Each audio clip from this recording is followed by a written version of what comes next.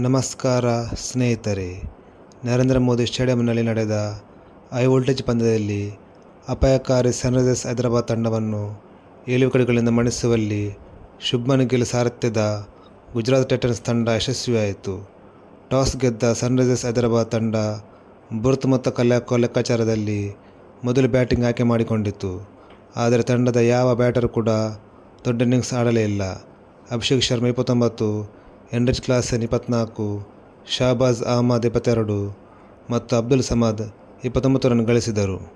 163 ರನ್ಗಳ ಸವಾಲಿನ ಗುರಿ ಬೆನ್ನತ್ತಿದ ಗುಜರಾತ್ ಟೈಟನ್ಸ್ ತಂಡಕ್ಕೆ ನಾಯಕ ಶುಭ್ಮನ್ ಗಿಲ್ 36 ಮತ್ತು ವಿಕೆಟ್ ಕೀಪರ್ ಬ್ಯಾಟ್ಸ್ಮನ್ ವೃದ್ಧಿಮಾನ್ ಸಹ 25 ರನ್ಗಳ ಸ್ಫೋಟಕ ಆರಂಭ ಕೊಟ್ಟರು. ಇನ್ನಿಂಗ್ಸ್ ಮಧ್ಯದಲ್ಲಿ 1 ವಿಕೆಟ್ ಕಳೆದುಕೊಂಡು ತನ್ನ ಸಂಕಷ್ಟಕ್ಕೆ ಸಿಲುಕಿದರು.